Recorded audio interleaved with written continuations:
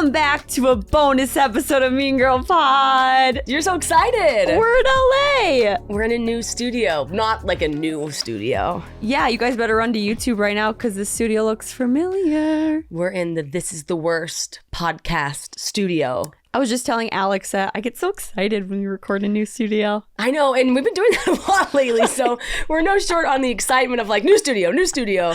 People really love to comment that. They're like, oh, another new studio? And we're like, we're still trying to figure it out. And we might have it figured out, so stay tuned, ladies and gentlemen. Also, yeah, just get ahead of it. This grease stain, man. There's nothing worse than like, what is it? So, I don't know. Okay, so Jordyn is showing you, if you're on YouTube, like she's got one of those stains on like a dark sweatshirt, but they stay forever. Like even if you wash it, it's still, what is it? I thought it was water. Like I was so convinced it was water, but it's not. No, it's not. It's one of those, and it's not grease, but like it is, but like you didn't drop like a, I have that on so much stuff and I can't explain what it is. I don't know what it could be. It's not like I don't know. It's not coffee. Like it's that substance that stains things when you get it on there. It's like what? Maybe it's like ketchup. It was ketchup or something. Yeah, with an oil base. Yeah. I know. I hate it though. It's like R.I.P. to that though. But now I know, and now you can see it so well, and then and then and now I can't wear it again. And now this is the last time. So enjoy it while you can. It's gonna be in every clip. So you better go to YouTube to see that grease stain and subscribe to the YouTube channel. And dude, we're big on YouTube. Our YouTube's really growing. So when we hit 100K, Alex and I are gonna do something big. We'll do a trip. We'll do a 100K trip. Really? Yeah. We'll have a plaque. We'll have a plaque. That YouTube. They send you like your 100K subscribers, and it's like a sick plaque. Oh my god, it's incredible. I saw one when we walked into the studio. How many are we at? I think almost 70. When we left Barstool, we were at like 34. I should probably get like the exact number because people will be like, no, you're not. You're not at 70. We are at 69. Oh, you know what? Just leave it, guys. Yeah. Don't go subscribe. We're good. Remember we hit 69 on Instagram? We were like, let's just stay here. Yeah. We'd like to plateau at the 69 point, please. No, but our YouTube's like really, it's big, so it's good. Yeah. It's funny. I like it. I'm like, oh, okay, that's good. It's like these random things. It's the little things. The little things in life. So make sure you subscribe, turn the notifications on, and also if you guys could leave a review on Spotify and Apple and YouTube, that'd be awesome. Yeah. Can you leave reviews on YouTube? I have no idea. I don't know. Help us out as much as you can. I didn't even know you could comment on YouTube till Julie told me the other day. She was like, I was reading the comments and I was like, no shit. Trust me, if a social media platform has an area for a comment, they will make it. Like they will be left. Okay, let's talk about today's episode. Yeah, so today's a very exciting episode. We have a very, very, very fun guest. Fun and funny. Do you want to do like a little... Oh, wait. Can I just say one thing before we get into it? Yes. From going forward, you're not allowed to drive with a clip in your hair anymore. Why? Have you not seen that apparently hundreds of girls go to the hospital because they wear clips in their hair and then they will like get in a car accident or slam on their brakes and the clip, I don't want to be too graphic, but literally will like go into their head and they'll have to get it surgically removed. That's a real thing. I 100% believe that because I have this like graphic image right now of if we were to break. You think the earrings would do the same thing though, into my skull, but not really. The clip, these things too, like you can't break a clip. I actually like totally believe that. So Alex is wearing a claw clip, and what happens is the claw part of the clip, if you like, think about if you slam on your brakes or you get rear-ended, your head slams back into the seat. The claw clip of the clip goes into your head. People are dying. Yeah, or having to get it surgically removed. Duh. If I had to get that surgically, it's so funny the things that are that we should know more about that we don't know. Did you crack your phone screen? Well, maybe if you went on TikTok, you would. True. My phone screen's been cracked for a long time. Oh, tragic. I'm sorry. That's okay. Thank you, though. Prayers to the phone screen. But you should probably go on TikTok more. I should do a lot of things more. And that is one of them. I will go scroll. Okay, Brittany. Yes. Okay, so we're having Brittany Schmitt on, and then we're having Brittany Furlan-Lee on. And you might be wondering to yourself, why are you having them on separate? And I said the same thing. And then I told her. And I said, I don't know about that. But they're such dynamic human beings. Like the This Is the Worst pod is incredible, and you guys love it. Like I think we get just like such phenomenal feedback on it. But the two of them separately, like we get more juice for the squeeze there. Yeah. Because it's like we want to get to know them individually. Yeah, and I feel like when people are co-hosts together, you don't always get that individual spin about getting to know them. And since you see them every Wednesday, and if you don't, definitely make sure you're listening, now you get to see like their individual bios told with us, their stories. Totally. So we're about to have Schmitt on. We call her BS, and the Just Media team refers to her as BS and BFL. That's the one rule at Just Media. You have to go by your initials. Yeah, ABJW, BS, and BFL. And it is a mouthful. But if you guys don't know, which I really think, I think a lot of our listeners have listened to This Is the Worst, because it's the way that they structure their podcast is we have a prompt every week, and it's like the worst breakups or the worst job.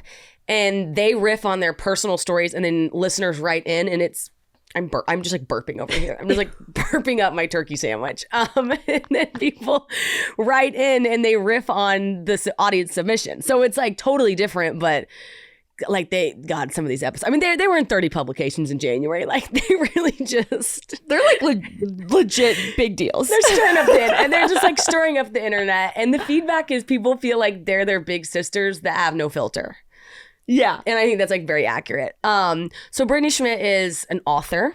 She is a comic, which I always thought we called them comedians, but she is a comic. Oh, I was going to say comedian. Yeah, a comedian, a comic. And she is a podcaster. She is, we're going to talk about this, but the way I got to know her was we went to Paris together, and she is very dynamic, really in touch with herself, like a wonderful human being, and really funny, really fun, really endearing and sweet. And just a blast and a very genuine good friend. So I'm excited to have her on today. Yeah. And also too, just like bringing the JM Just Media family together. Everything's an initial. Like the JMH family. And we call their podcast Tits Dub. This is the worst dub. So with that being said, let's welcome on Brittany Schmitt to the pod. Woo! Brittany, get your ass in here. Brittany, we're ready.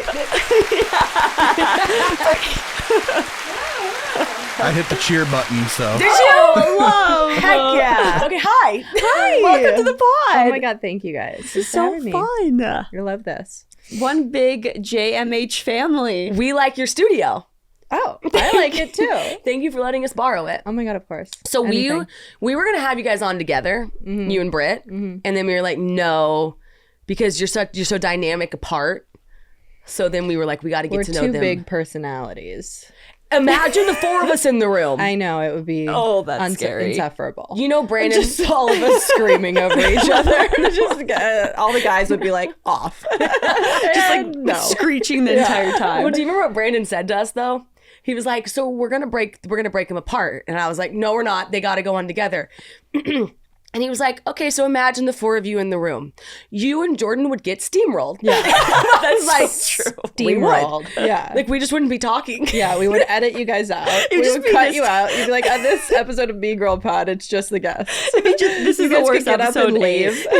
We just walk out, go get a cheeseburger. We just put it out for you guys. Yeah. Like it's just your episode. Yeah. We're like crying. Yeah. Oh my God, that's so funny. Okay, so... Okay, you guys. Who's got a plan here? Okay. Jordyn has the plan. I don't have any plans. So I have a question for you too. Yeah. So the reason we're all in this room together is because you and Alex met. But I need to know, I don't even know the story of how you guys know each other. So we need to like take it back a few months. Hey, Mean Girl Pod listeners. This episode is brought to you by LolaVie, an award-winning hair care line founded by the fabulous Jennifer Aniston. You know, hair so iconic, it needs no introduction. She in general needs no introduction. Imagine this. Jen got tired of the same old struggles that we all face, choosing between hair products that work and ones that are actually good for us. With LolaVie, the dilemma is history. We all put our hair through the ringer, coloring, heat, styling, stress, aging, etc. So true. The list goes on. Over time, it takes a toll. That's why it's crucial to have products that not only repair the look and the damage of the hair, but also shield your locks for the future harm. Offense, not defense. Enter LolaVie's bestseller, the cult classic glossing detangler. That's my favorite. I actually think you loved it too. Yeah, I use that a lot. And the Perfecting Leave-In Conditioner. They aren't just styling products, they're your hair's new best friends. And here's a treat for you, our awesome listeners. For a limited time, you can get an exclusive 15% off your entire order at LolaVie.com. That's LOLAVIE.com. Just enter code MEANGIRL at checkout. I mean, if you're taking hair care advice from Jennifer, why not listen to the one who introduced us to the Rachel cut and just recently introduced us to, well, LolaVie. Hello, full circle moment. Enjoy. I mean, it's truly crazy. It is like one of the most insane friendships I've ever forged, in a good way, in a great way. But like this guy that DM'd me after I did a Barstool show, a KFC show, about like wanting a Rolex, DM'd me being like, I can get you a Rolex, whatever. The conversation ultimately went nowhere. And then he randomly hit me up again and was like, this girl is starting her own network. She might be interesting for you to talk to for podcasting. And I was in the middle of talking to a bunch of different networks for our podcast. And so I had a call with Alex, and then the call was great. It was like 30 minutes though. It was really short. It was nothing crazy. And then I hung up the phone and I was like, I had like this download from the universe that was like, you should go to Paris with this girl. It's crazy. Wait, no. Did she have her flight booked and stuff already? No. I didn't know she was going to Paris. And I literally was like, that's a crazy thought. We're going to not acknowledge that. But it was like a literal thought, like, go to Paris with this girl. And I was like, that's insane. And then a week or two later, she's like, should I go to Paris? And I was like, you have to go. Here's my recommendations. Still didn't fully invite myself yet. and then once I realized that my schedule aligned where I was going to be in Toronto, I literally was in Toronto on tour. And I was like, I'm halfway to Paris. She's going to be in Paris tomorrow. I was like, I'm coming to fucking Paris. And we went to Paris and like had the best time, which is insane because traveling with somebody is insane. Like, yeah. I went to Paris the year before with a girl that I had been friends with for years and years and years, and we just didn't travel well together. It's such a risk, but her and I, it was just so fucking easy. Traveling can break a friendship. Totally. And it turns out it can also like make one. Yeah. Like I had my lactose attack where I was just like, texting her like, I'm on the floor just like dead. And I was on the boat. She's like on this boat that we like paid for. Yeah. It was just so cool. And I was like, I can't get there. And then she just like talked the boat driver into pushing it later. Mm-hmm. Just, it was so easy to be, and traveling like, and I also kind of I would never share a room with somebody, really. Yeah. I was shocked when I heard this story because I was like, Alex doesn't do this stuff. Yeah, I was like, share a room. Like, No, it's not like we were in bed together. Like, No, we had like rooms that were joined and we could open when we wanted to and close when we wanted to. Like, the first night you literally go bye and like just shut the doors. And I was like, thank God. Like, it's not like good night. It was just like, I'm going to bed. And I was like, okay. yeah, I was like, I'm going to masturbate. See you later. That's what you said. And I was like, word. And she just like shut the doors. Yeah. And so it was like so easy. Like, was it? I need to know. Like, did you guys get off flights at the same time? Like, how did you see each other in Paris? Like, Oh my I God. remember you had a live show in Philly. And it's when I posted like London or Paris. I was like, where do I go? Because like, I just needed to go somewhere. It was like post-divorce. And I was like, I got to prove to myself that like, I'm free. And I remember you texted me and you're like, listen, I'm going on in Philly. And like, actually, I'm supposed to go on right now. I'm on the side of the stage, but it really needs to be Paris. And I've got Rex for you. And I was like, okay. And then she just sent them to me. And then you were like, I might do it, I might not. And you said, who you going with? Mm-hmm. And I was like, I'm not going with anyone. So like, I like really wanted you to come because I was like, I don't know. Yeah. I've never gone alone.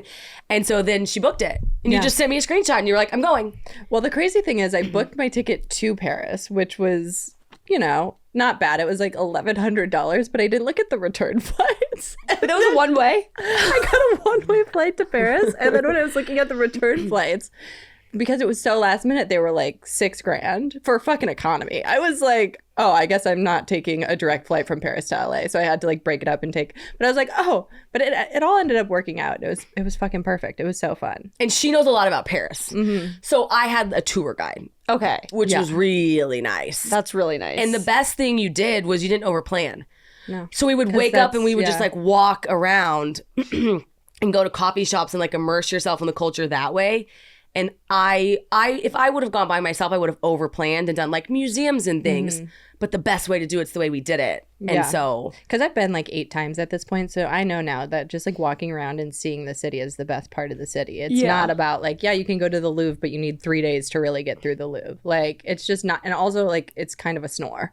it's kind of fucking boring unless you're really into like art history, which I'm not. I'm like, okay, a guy's like little dick in a sculpture. Yay. Yay. Like, you know. So I feel like we had so much fun, except for, remember on my way out there when my friend from Toronto, we'll call it friend, whatever, a guy I know from Toronto, I asked him if he had any sleeping pills because I was like, I need to sleep on this flight. And he's like, yeah, I have really strong sleeping pills. And I was like, okay, great. And he gave me, I didn't Google it before. I just trusted my friend gave me a sleeping pill. And when I was on the plane and I was losing my mind, like I felt like, you know, when you see a crackhead on the street that's like crawling out of their skin like this, like they're trying to get out of their skin. Like that was the whole flight. And I was... Were you actually doing that on the flight? I couldn't stop. Yes. I couldn't stop. It was like for 2 hours. I was like, Did the people next to you, were they like, what the fuck? luckily there was an empty seat next to me. I was in like premium economy, and then the 20-something-year-old next to me, I think, thought like I was having a psychotic break. And then when I got to Paris, I Googled it. And I'm like, what the fuck did he give me? It was like a high dose antipsychotic. And I was like, I think it actually made me crazy. I was just like, holy fucking shit. Couldn't control her body. No, and then I'm like meeting her for the first time. So I just had to be like really honest. I was like, hey, I'm a little weird right now because I took a like high dose antipsychotic on the way over here. Alex like, who did I go to Paris with?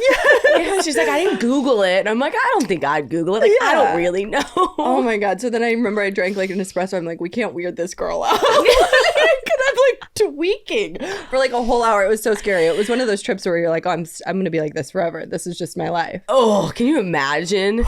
Just being like, you really wanted to crawl out of your own skin. Yeah. Oh. I was trying to get out. Like the guys next to me were like, Hearing the whole like shell of this story, I'm like, you guys are setting yourself up for a disaster. Not knowing each other, drug trip, going to a foreign country. Like, It could have been it really could have been so bad.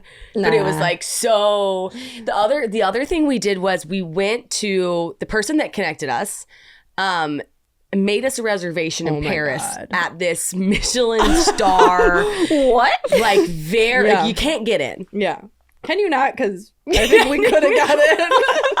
And we didn't check if you could get in or not. Yeah, I think we could have probably got in. I bet we could have Most got in. exclusive restaurant in Paris. So we're like dressed like To the nines like hookers. hookers. So like it's like we have photos on Instagram and like Yes. you're in like ash shorts and I have like nothing under my blazer. It was like a black blazer. I think Yeah, so. I remember that you looked outfit. I great. liked it. Quick pause to talk about Magic Spoon. I had a friend text me today, Hames, and she was like, give me the real rating on Magic Spoon. And I was like, it's unbelievable. I made my roommate eat it, and she was like, wait, this is so good. It's too good to be true. Like, it's just cereal reimagined, and growing up cereal, it was the best part of being a kid. Oh my God, yeah. And now it's like, you can't eat that because it's not good for you. And then enter the high protein, less sugar Magic Spoon. They did it right. It's literally so amazing. The cocoa flavor. It's so good. Okay, so speaking of the variety pack, 4 flavors: cocoa, fruity, frosted, and peanut butter. I actually recently mixed frosted and peanut butter, and it was great. Ooh. This pack has 0 grams of sugar, 13 to 14 grams of protein, and 4 to 5 grams of net carbs. Only 140 calories a serving. It's high protein, 0 grams of sugar, keto friendly, gluten free, grain free, and soy free. It's like, I don't know. I just like walk around with this box. I don't know how they do it. I told you when we got the email, I replied back to the girl and was like, I'm obsessed. Go to magicspoon.com/meangirl to grab a variety pack and try it today. And be sure to use our promo code meangirl at checkout to save $5 off your order, which if you actually do the math on that, that's a great discount. And Magic Spoon is so confident in their product. We love this. It's backed by 100% happiness guaranteed. So if you don't like it for any reason, they'll refund you on your money. No questions asked. That is a risk-free purchase. So high protein, low sugar cereal at magicspoon.com/meangirl and use the code meangirl to save $5 off. Thank you, Magic Spoon, for sponsoring this episode and existing. And I had the shiny skirt on. Like, did you have the all green on? Yes. Yeah, we looked like we were going to the club for sure next. Because a lot of the restaurants in Paris are like, you do dress like this. And we get to this restaurant and it's very old Paris, very old school. And we like open We like walk into the kitchen kind of. Yeah. And we're like, this isn't right. And they're like, this is right, reservation. And we're like, yeah. And everyone in there, how many tables? 12.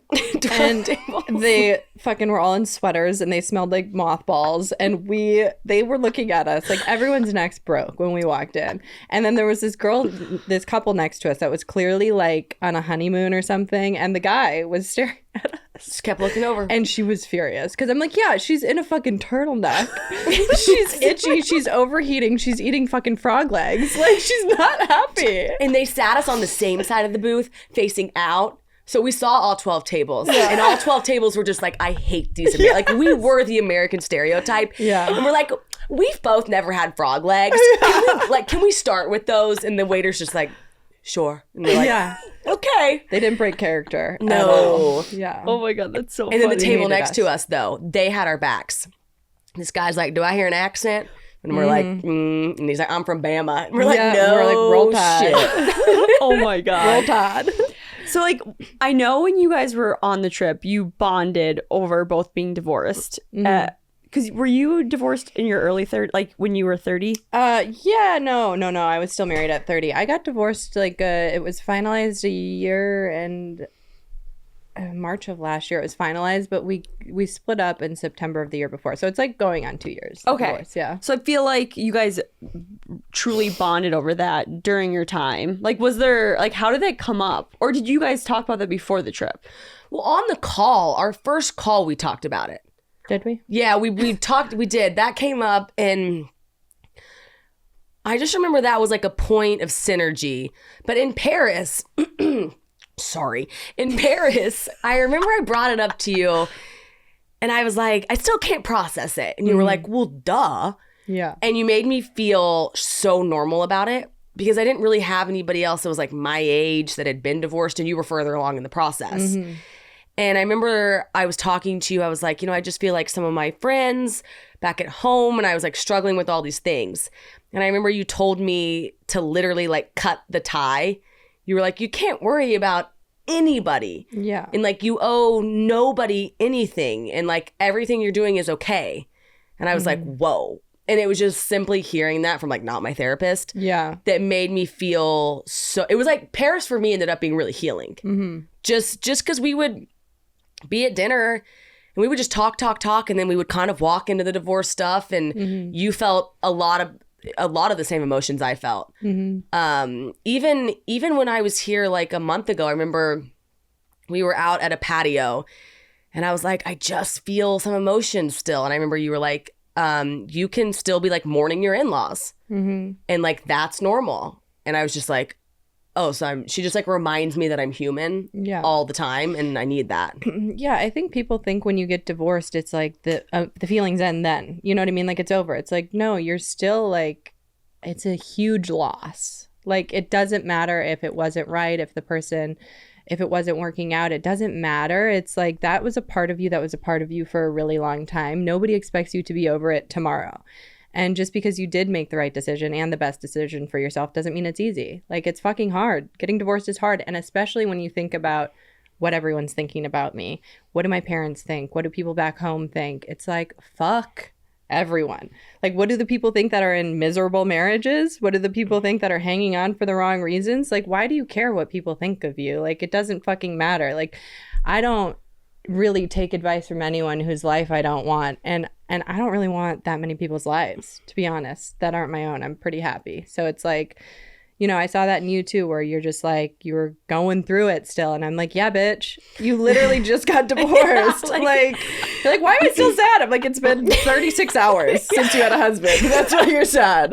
Like, you'd be a sociopath if you were fine. Yeah. Right. Yeah. And you kind of always deliver it like that. Like, she has this like powerful, and then wraps it up with just, and then you're like laughing. Yeah. And so you're like, oh, okay, I digested that. So I felt, when I went there, I felt so like balled up kind of, and like a knot. And then you just slowly, just made me feel normal. Yeah. And so that was like a big bonding point. I remember you coming back and you seemed so much brighter and happier.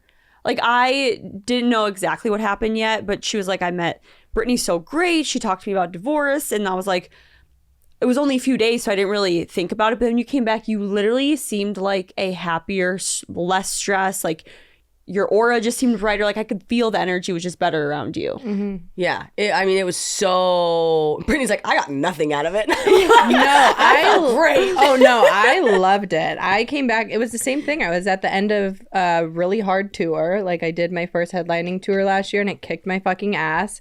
And I needed to just like unplug and press pause and take time for myself. And that's what Paris always is for me. It's time for myself. I'm like eating croissants until my pants don't fit. Yes. Like it's just like drinking coffee, looking at the Eiffel Tower. It just feels good to be there. Mm-hmm. And, you know, I love like that we hit it off. That was so fucking lucky and great. But also like, I do think divorce and the stigma around divorce is just so insane. It's like, how is everyone getting divorced and we're still like shaming people for doing it? Mm-hmm. Like it's like the percentages are out there. Like I remember I saw something on Instagram recently where it's like 56% of marriages end in divorce. And then like if you factor in the people that stay in a marriage because of the kids, stay in the marriage because of the money, stay in the marriage for the wrong reasons, it's like how many marriages are really truly happy, functioning, full marriages? It's probably like 8%. Right. Yeah. It's so fucking low. And then we still have like this crazy stigma about people who can't make it work. And it's like nobody is fucking making it work. And if they are, they're sacrificing like a big part of themselves. A lot of people are not happy in marriages. So it's like, I'm really proud of you for getting out. Like it's fucking hard. It's really hard when the person is great. The situation is great. The family is great. Everything's great. And it just doesn't work because that's so much harder for people to walk away from. That's what the other thing was like both of our exes were great. Yeah. So it wasn't like we were dealing with, you know, one was abusive. It was like a lot of the same. But I forgot you were coming off your tour. Yeah. Because I know you want to know all about like how she got started. So I forgot about this because I got to hear a lot about good it. transition. I'm trying to get better about my transitions. I used to be like, and the next thing on the list is anyway. And Jordyn would be like, that's not even a bridge. Yeah. No, I asked Alex that today. I was like, I want to know all about that. And she was like, it's such a cool story how Brittany got started. Is it? Well, I thought it was cool how you started in corporate America and then it's like you wanted to do it. And your ex kind of had a part in that. What did you do in corporate America? So I worked in advertising for 8 years, maybe 9 years. So yeah, when I moved out to LA, I worked at Kobe Bryant's ad agency called Zambezi, and I was a copywriter. And then when they wanted to bring me on full time, they didn't have room for a copywriter, so they got me into creative recruitment, which was like right next to being creative, but not creative. So that little part inside of me that wanted to be creative still was on fire. And then I got a DUI, and I couldn't afford therapy, and I had to go to jail. No big deal. And then... I was like, I have so Wait, many did you questions. actually go to the jail? Yeah, I went to jail for 30 days. Really? What? Yeah. In LA? In LA, yes. I got the DUI in Arizona, and they have zero tolerance laws for DUIs. So I came from Wisconsin, where you can get 6 DUIs before they like call your landline and they're like, hey, stop it. You know? So when I got a DUI in Arizona, they're like, you're going to jail. I'm like, no, I'm not. I was like smiling ear to ear in my mugshot. I'm like... like I have arrived, and everyone's like, no, you're going to jail. And I was like, no, I'm not. Let's talk about Athena Club. Guess who put the razor in the shower? You did. Finally, I know what you're talking about. Isn't it incredible? Okay, the best part is the best part's the razor, but the clip, the little magnetic clip. Yeah. I'm like so in. Wait, has Harrison touched your legs in shaving? Yes, because you kept talking about, so I shaved with it and I was like, feel, and he was like, glossy. Right? Okay, guys, I am guilty of this. I was using like the Dwayne Reed razors. No, I'm so much cooler now. So Jordan's been talking about it, and I'm a little slower to. And less razor bumps. It's like a whole new. It's incredible. It's a no-brainer. It's a no-brainer. So goodbye, cheap razor era, because Yes. it's official. We have both moved on. And here's the thing. The price is incredible. The Athena razor kit is an absolute steal at $10. Like the packaging alone, I was like, this thing's got to be $50. Don't let the price fool you though, and that's also like, that is better price than most of the cheap razors you would go buy. Yeah. So it actually makes total sense. The magnetic hook is, I didn't realize what that was going to do for me. It doesn't fall out of your hand. It's the little things. It's the little things. And the quality, the razor glides effortlessly, and it's so true. 5 precision engineered blades. The blades are perfectly spaced out to let the hair pass through with each stroke, and you'll experience less irritation, which so true, which is always a win in our book. So we just can't say enough good things about this razor. I'm obsessed. Ready to upgrade your shaving experiences? Switch to the best razor on the market and show your skin you care with Athena Club. Head over to athenaclub.com to try their award-winning razor and body products and get 20% off your purchase with code MEANGIRL at checkout. You can also find Athena Club razors at your local Target store. That's worth it. Yeah. Trust me, you won't look back. Happy shaving. I'm white. I have no priors. Like, I'm not going to jail. And they're like, no, you're going to jail. And then I didn't realize how bad it was. And I got a lawyer, and then I went there, and sure enough, they're like, you're going to jail for 30 days. You're either doing it here in Tent City, or Beverly Hills has like a pay to stay program where if you have a job, you can go there and get released for work. So I did that. And I went to jail for 30 days, and I was really depressed, but I wasn't willing to stop drinking. I still was drinking. I was like going back to jail drunk. It was kind of crazy. They didn't like breathalyze you before you would come back? No, I was so arrogant too. I was like driving myself drunk to jail and making them like validate my parking. I'm like, I'm back. Like, I came back one day with the tattoo. Like one day I was like took an Ambien and like stayed up and tripped balls. Like I was really wild. By that I mean like a full-blown alcoholic. But yeah, anyway, I couldn't afford therapy and I needed it. And my friend was like, you're funny, you should try comedy. And I was like, I can't, no. Like I could never get on stage and do comedy. And he's like, I took this class. It teaches you how to write. You should take it. And then he ended up quitting. He was working with me at the ad agency, and he ended up quitting to go perform for the troops overseas. He was like going to go do comedy full time. And he would call me every day and be like, did you sign up for that class yet? Did you sign up for that class yet? And I was like, no. And then I finally did it to just get him off my back. And then the first time I did comedy, I was like, oh, this is what I was born to do. But I was still so deep in my alcoholism, and I couldn't see a world where if I let go of my career, my job, I couldn't see a world where I was going to make it. Like I was going to make ends meet, or I was going to make money. And then like once you kind of start climbing the ladder in corporate America, you get more used to the money you're making, you know? So I started making a lot of money. Like the last full-time job I had, I was the head of recruitment for Media Arts Lab, which is Apple's agency of record. So I was like at the top, you know what I mean? Like in terms of creative recruitment, there was nowhere else I could go. Like in LA, I hit the apex. I was just like, okay, I have arrived. And I was miserable. Mm-hmm. I was fucking miserable. And I would do comedy like every once in a while, but I wasn't taking it, you know, seriously. And then I finally got to a point where I started to like save enough money, and I was like, I have to try this. I have to try this, because if I don't, I will regret it. And it's not too late yet. You know what I mean? Like I know I do kick myself for not going like balls to the walls immediately, but I also know that I needed to like get my shit together and get sober. Like I don't think if I was drinking the way that I was drinking, I could have been an impactful comedian, because I was prioritizing the party. You know what I mean? I was like, this is because it is kind of a confusing environment where like people are drinking and partying, and you're like, oh, this is fun. And I'm around, you know, famous comedians, and I was not prioritizing the right things when I was a younger comic. So I think taking the time, continuing to like build like my financial security, and then also get myself sober and get myself mentally in a place to handle comedy is what I needed to do, because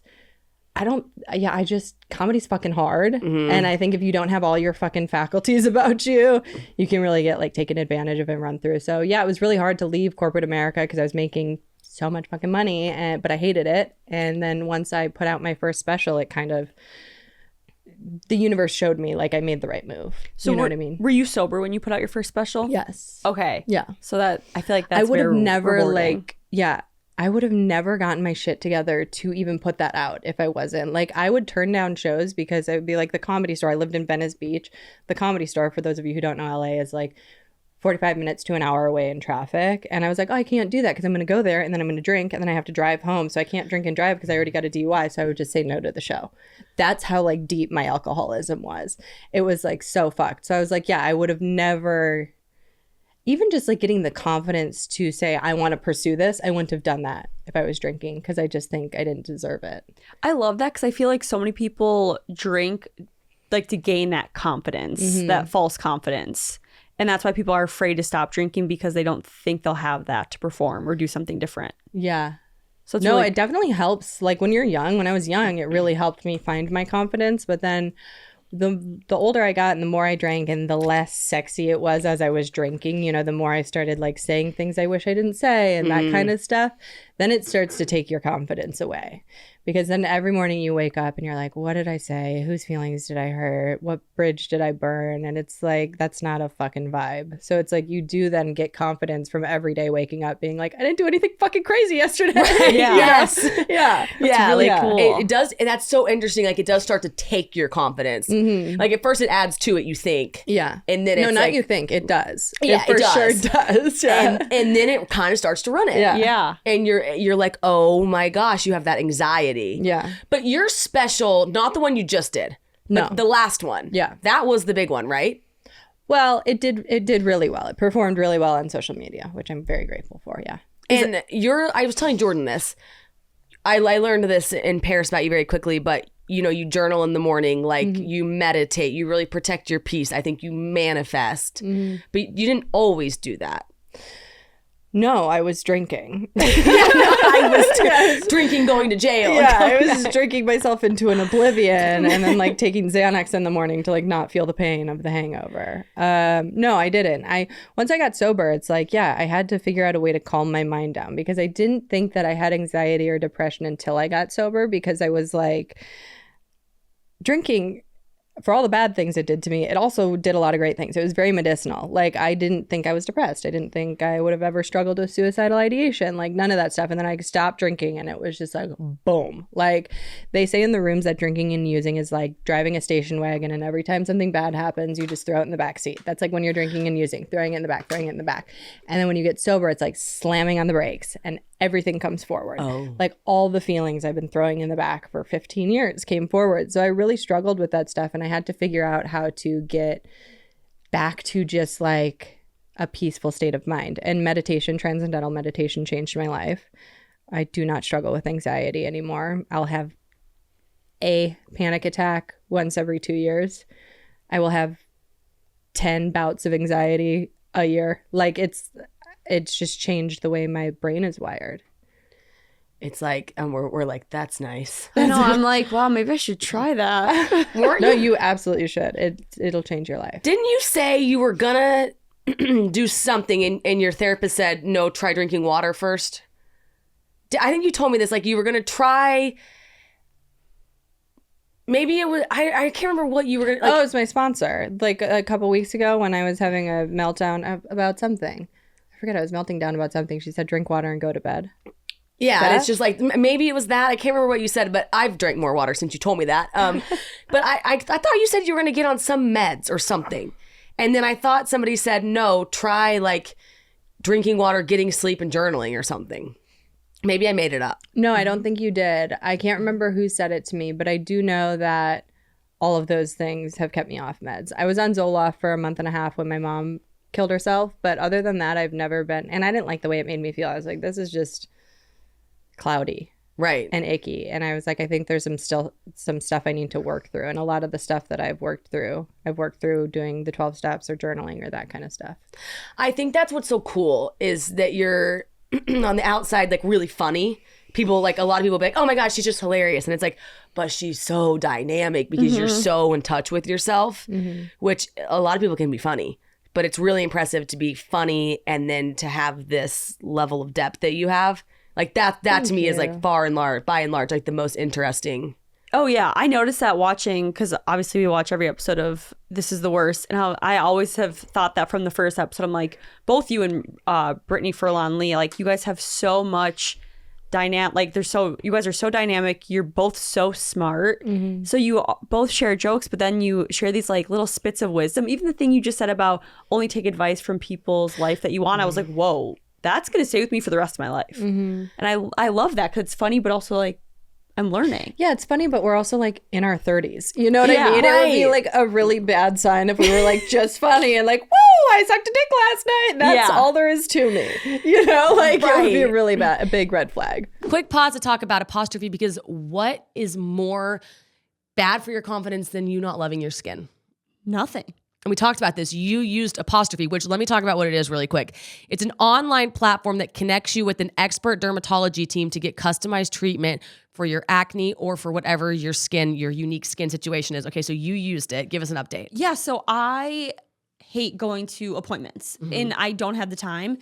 So I struggle with rosacea so badly. So I was like, you know what? I'm going to try Apostrophe. And I just went online, used code Mean Girl, and they put me in touch with the doctor. I described what was wrong with my skin. I sent them pictures. I described it. They sent me options of what I could take. I got to pick the topical cream, the medication. They sent it to me, and it was literally took 10 minutes out of my day. And you said, and now you have the products and you love them? I love them. I'm so happy with how they're working. I didn't have to leave my apartment. This was incredible about it. It saved me so much time. So through Apostrophe, Jordyn's describing this, but you can get access to oral and topical medications that use clinically proven ingredients to help clear acne and your skin problems. All you have to do is fill out a consultation online about your skin goals and your medical history, snap a few photos, a few selfies, and then a dermatology provider will create a customized treatment plan just for you. That's incredible. It took me literally 5 minutes. It's honestly a really good idea because and dermatologists are hard to get into. So hard. And it's expensive. Okay, so we have a special deal for our audience. Get your first visit only for $5 at apostrophe.com/mean girl when you use our code Mean Girl, which you used to love that. That's a savings of $15. The code is only available to our listeners. To get started, just go to apostrophe.com/mean girl and click Get Started. Then use our code Mean Girl at sign up and you'll get your first visit for only $5. Thank you to Apostrophe for sponsoring this episode. How is the podcast kind of giving you that voice of doing things other than just jokes all the time? Like, why did you decide to start the podcast? I love it. I love Brittany so much and we have so much fun together. And, the podcast is now just our voice notes that we usually send back and forth every day, just coming to life. Like her and I haven't bonded with somebody that quickly in a really long time. Like we only met last year and we became fast friends. Like I feel like last year I literally prayed to make new girlfriends because like my ex-husband was my family in LA and I didn't really have anyone here. So it felt kind of empty. And I was like, okay, I set the intention last year to make friends. And I was like, if I don't make friends here, I'll move to New York, try comedy there, move to Austin, try comedy there, something different. And I prayed to make good girlfriends and I made you. And you, now you're a part of it, and Brittany and Allie Colbert all last year. And like, those are like sisters to me. You know what I mean? Like such good friends. So Britt and I, she had a podcast a few years ago and she was like, I want to bring it back with this new spin on it. And she told me about it and I loved the idea. And then we started kind of pitching it. And then she kind of was like, I don't know if I want to do it anymore. And I was like, can I still do it? Because I love the idea. And she's like, yeah. And then I ran it around. And when I got this offer, she kind of came back around and she was like, all right, I'm in, let's go. And it's been great. I mean, like there's some people who fucking hate it. Good though. You need that. You need polarity. But it's been just like a good way. Also, I feel like people are terrified of me now because like I've kept my mouth shut. I've kept my mouth shut my whole life and it's not shut anymore. Like the boys are shaking. The boys are fucking scared. We were just talking about On the way here, we were like, we got to give it to her like you. Because, okay, the first thing I want to touch on is how we were talking about how you're so smart. You guys are able on the podcast to go like 7 layers deep on a subject. Like we'll be like crying, laughing, and then before we know it, we're like the root cause of like where it came from. And we're like, oh my God, like it's this like crazy journey in your head. But you have told some shit on that podcast, but in a really good way. Like you haven't had a filter. Yeah, and I was thinking about that the other day, and I was like, I think I might need to start filtering some stuff. No, you're like aspirational. You are. You're doing these things. But I would love to show you some of the texts that I'm getting from guys that are like, hey, I would love to see you, but please keep this between us. And I'm like, oh, the boys are shaking in their fucking boots. And I'm like, here's the thing.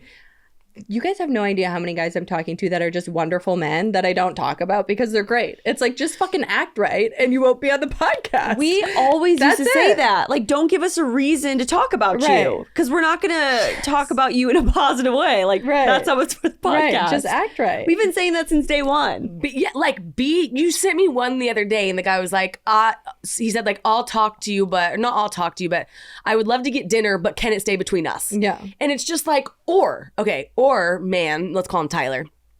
It's a great dinner. You don't get brought up on you're not a subject. Or if you do, it's like, I had an amazing dinner with this guy. No, he You leave knows it. it would be bad because we knows. had a fucking thing where it went bad last year and he fucking ghosted me. I love it. He's like, I will talk to you because he knows if he doesn't, he's going down. Yeah. But he wants to stay between you guys. Oh, these guys are shaking. Like They're their shaking. hands are tied. Yeah. Does that bother you though? Like, how do you feel about it? In what way? How do you feel about, like, let's take the Army Hammer episode, for example, because we even talked about that on ours. Telling that story where, like, what he did was fucked up.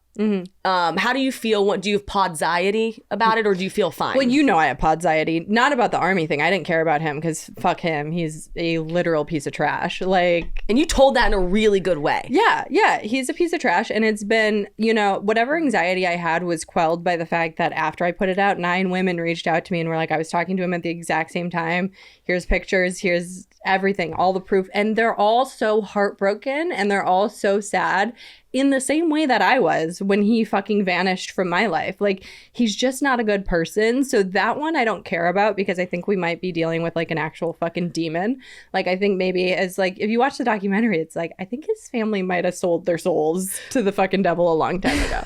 So I don't know if we're dealing with a real person there. So that's not. Do I have nightmares that he's going to murder me? Yes. Really? Like, oh yeah.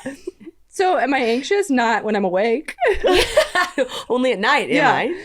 Yeah. And then the other one, it's like the fucking pastor.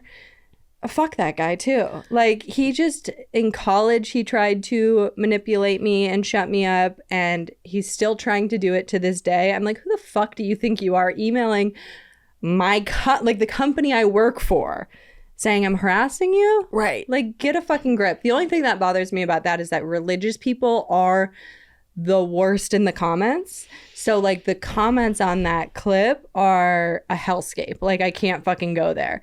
Like, I had one the other day where someone was like, someone said something nice about like, this is so funny, da da da da. And someone responded being like, well, you have the emotional intellect of a 13-year-old. And in the clip, I'm talking about coming. So I'm like, what 13-year-olds are you talking to about coming?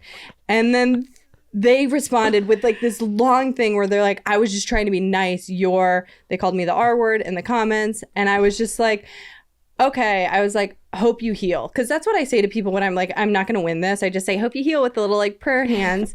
And then they're like, I hope you find Jesus. And I was like, okay, so when I do, will I start calling strangers on the internet the R word? Right. Like, Yeah. will that be like, well, I know I have found Jesus when I start calling strangers horrible names. Like, so that bothers me because religious people are the angriest with oftentimes not much intellect. And Correct. and they go hard as fuck. So it's like, that one was a little trickier, but I still think I did the right thing because that guy who's a pastor now was a piece of shit then. If he's different now, great. Love that for you. I doubt it though, because you're emailing me saying that your business is being ruined.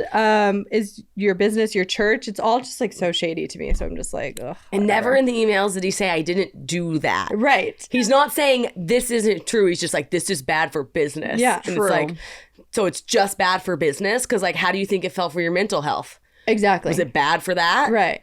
Well, and the craziest thing, and he doesn't know this, is that his cousin fucking sent me a DM being like, my cousin's the GOAT, gang gang, with like, put his full name in it. And I was like, hey man, get your idiot family. Just like solidified the story. It was like, I remember that. He was Yeah. like, yeah, the cousin was like, oh yeah, for Yeah, sure. the cousin's like, hell yeah, dude. Oh my I was god. there for that. And Yeah. It's just like, okay. Okay, I was calling it a sex crime, but I'm glad you just said you were there. But gang gang it is, bro. Yeah, gang gang. So overall though, like you love doing the podcast. Like do you get excited for I the love recording days? the podcast. I love podcast days. I wish we had more of them. I Yay. love being creative. I love hanging out with Brittany. I love seeing you. I'm just like, I'm very happy. I'm very fulfilled. Sure, I get a little anxiety, but then I just remind myself nothing matters. We're all going to die. Like is this going to go on a server that's going to outlast humanity? Probably, you know. I think so. People like to tell us that. Yeah, but also, who cares? Like, I think about it and I'm like, I don't think fucking Alex Cooper is listening back to her first episode of, you know, Call Her Daddy and being like, oh, fuck, I shouldn't have said that. She's just Going forward. You just Yeah. move forward. That's it. You just move forward. Yeah, it's Yeah. not that serious. Yeah, nothing matters. No, and people love. Like Oh, you, yeah. you love the podcast. We'll sit in when we listen. Like Julie's my listening God. right now. Now everyone calls in when you guys record. Yeah. Like it just used to be Brandon, and now Julie Jordan is like, I'm The coming. other day we were all in the car and I'm just like sitting there listening to a clip of you and I would say BFL because that's what we call you guys, BFL and BS. And I was just cracking up. I'm like, I haven't laughed out loud from a podcast in so long. Like you guys are so hysterical together Thank you. and separate too. Thank but, you. like, Yeah, on the no, podcast. I think we have a special thing because like whenever I'm serious, she'll throw something funny in, and then whenever she's serious, I'll throw something funny in.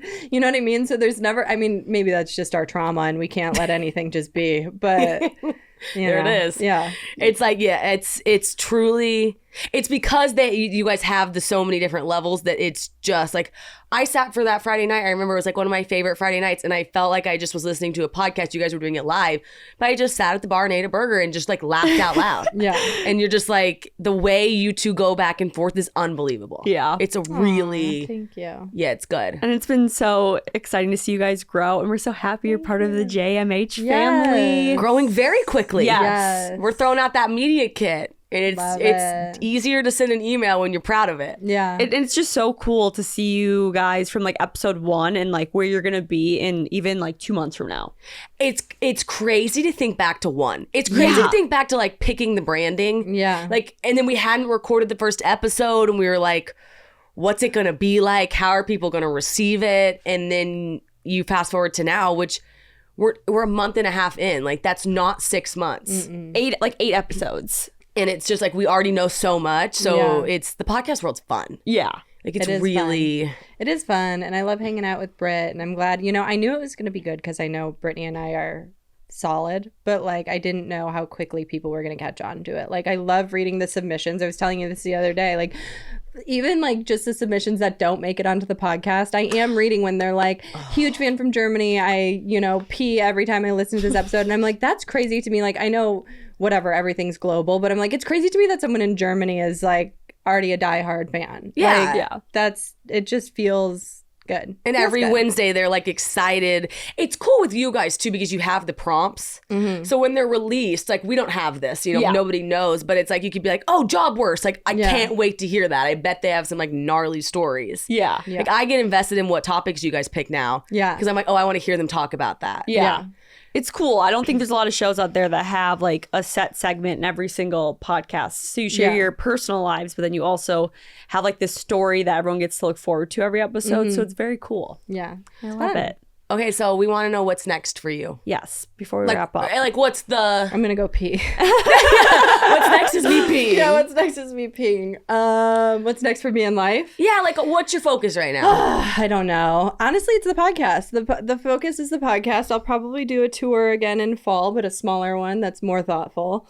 Where I'm not like ping-ponging around the country. I put out my special probably like April or May of this year, the one that you were at. And I'm kind of don't have a death grip on my career anymore. Like, I think there's a mistake we all make where we're like, we want something so good. Or like for me, for a long time, it was my movie. I was like, if I don't get this movie made, I'm going to fucking lose my mind. And I'm like, you know, there's always this thing in Hollywood where you're like, I'm aging out of being able to play the role. Like this person's in their 20s. And so it's like, you feel like, and I'm just like, fuck it. Whatever's supposed to happen is going to happen. I just want to make money and have fun and enjoy the fucking ride. Like there's no big like I need to do this or I'll never be happy, because the reality is I've gotten enough things where I'm like I need this and then I'll be happy, and then I get it and I'm still not happy and I'm like, oh, happiness is an inside job. What a fucking nightmare. So it actually all boils down to me. Yeah. I love that. Yeah. Yeah, so there is no, okay, we have no death grip. Good. Yeah. And before we wrap up, give everyone the socials where they can find you. Oh yeah, it's Brittany Schmitt, BrittanySchmitt. No D in there. I took all those in college. So it's BrittanySchmitt.com is my Website, Brittany Schmitt on TikTok and Instagram. Okay. Jordyn thinks you're very funny. And this is the worst. Oh yeah, and this is the worst. Every episode, Jordan's like, I am cracking up. Dead. Wait, isn't it This Is the Worst pod? On Yeah, all the worst socials? pod, Thank yeah. you, Mike. Don't you run it? Yeah, I'm like, I literally wrote Literally yours. Don't you not know? And This Is the Worst pod everywhere. There you go. And thank Okay. you for joining us. Thanks for having me. Love you guys. And tune in We every love you. Wednesday to This Is the Worst. And every Monday to Get Mean Girl those Pod. plugs. Plug that shit, girl. Okay, that's it for today's episode. As always, thank you for listening to Mean Girl Pod, powered by Just Media House. I'm Alex Bennett. And I'm Jordyn Woodruff. So, AB, do what you do best. If you enjoyed the show, don't forget to like, comment, subscribe, rate, and review. We are at Mean Girl Pod on all platforms. Stay connected with us on Instagram, TikTok, YouTube, Facebook, and Snapchat at Mean Girl Pod. Podcast and social artwork and post-production by Creative Evolution Studios. Theme song to the Mean Girl Pod performed by Sergi Asbel. Mean Girl Pod, we're your besties in your ear. New episodes every Monday.